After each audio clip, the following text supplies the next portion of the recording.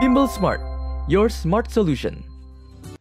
Oke, gaya sentripetal itu apa sih? Gaya sentripetal ini adalah gaya yang dialami oleh benda yang gerak melingkar.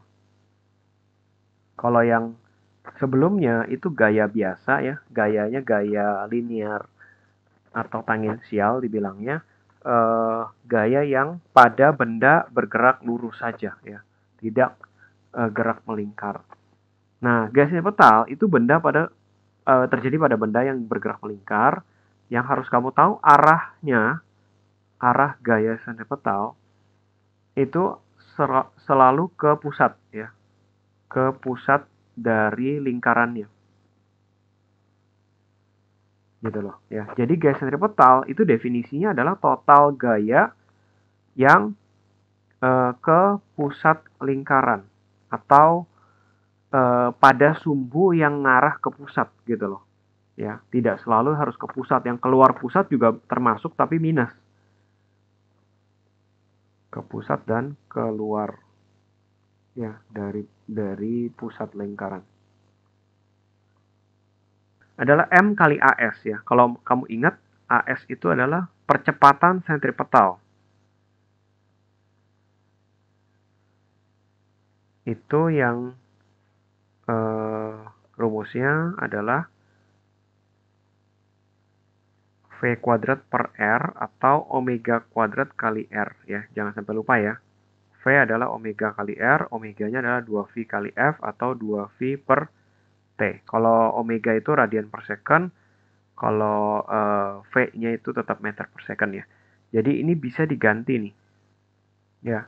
Sehingga Fs-nya adalah M kali V kuadrat per R atau bisa juga M kali omega kuadrat kali R.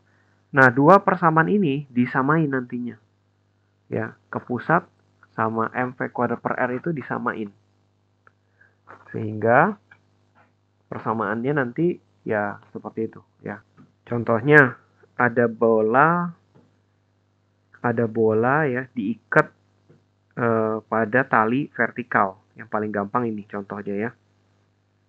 Nah, dia akan mengalami gaya sentripetal tapi di setiap posisi itu beda. Ya, ini kamu harus ngerti nih ya. Setiap posisi itu beda gayanya.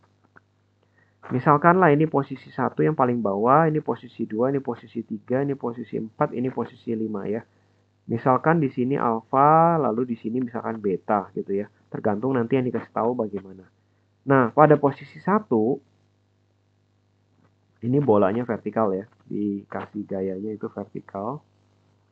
Nah, di posisi 1 itu bendanya punya massa ke bawah, ya punya W lah ya, sama tegangan tali di sini. T1 ya. Udah gak ada gaya lagi yang lain yang bekerja. Maka pada posisi 1 itu Fs-nya adalah yang ke pusat itu T1 dikurang sama W. Jadinya nanti mv kuadrat per R sama dengan T1 kurang W-nya. Ya, W itu adalah M kali G ya. Itu posisi 1. Jadi T1-nya adalah mv kuadrat per R ditambah M kali G. Posisi paling bawah. Nah, posisi 2 itu W-nya ke bawah, tapi T-nya ke arah pusat ya. Nah, W-nya ini sebenarnya punya faktor yang di sumbu Y-nya tuh ya. Jadi kita urai gayanya ngikutin sama talinya ya. Kalau alfanya di situ berarti pindahnya ke sini ya alfanya ya. Itu pakai garis lurus aja kayak gini. Alfa situ pindah sini. Berarti nggak mungkin di sini kan ya. Karena itu kan tegak lurus. Berarti ke yang satunya lagi ya. Jadi alfanya ke situ. Makanya pada posisi 2 berarti T Fs-nya ya. Fs-nya adalah T2 dikurang WY gitu ya.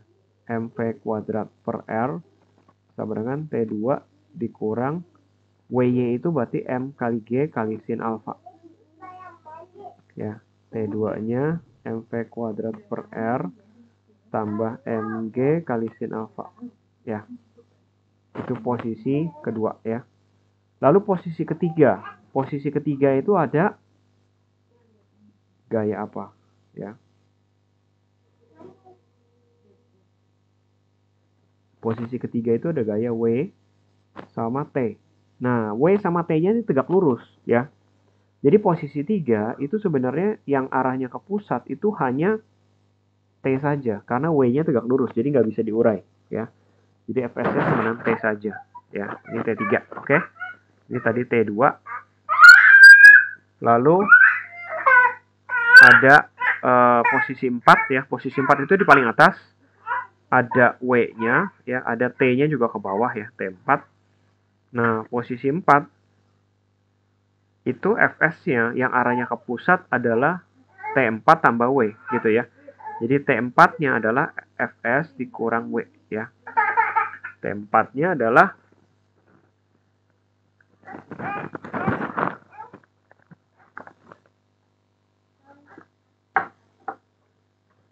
Fs dikurang dengan W. mv kuadrat per R dikurang M kali J gitu ya. Lalu ada posisi kelima. Nah, posisi kelima ini sebenarnya mirip sama yang posisi kedua ya. Posisi kelima ini W-nya ke bawah, T5-nya ke sana. Nah, itu beta, berarti pindah ke sini betanya. Nah, ini diurai nih. Wx sama Wy gitu ya. Berarti pada posisi 5, yang arahnya ke pusat itu adalah T5 ya. Ditambah Wx gitu loh ya. Jadi arahnya dia ke bawah ya. Jadi mv kuadrat per R sama dengan T5 ditambah mg kali cos beta ya. Atau T5-nya adalah mv kuadrat per R dikurang mg kali cos beta ya. Ada yang mau ditanya sampai sini? Posisi 1, 2, 3, 4, 5 ya. Jadi memang paling gampang itu gaya sentripetal itu analoginya adalah bola yang lagi gerak vertikal. Kalau bolanya geraknya datar di atas meja gitu ya, itu gampang banget, cuman tegangan tali doang.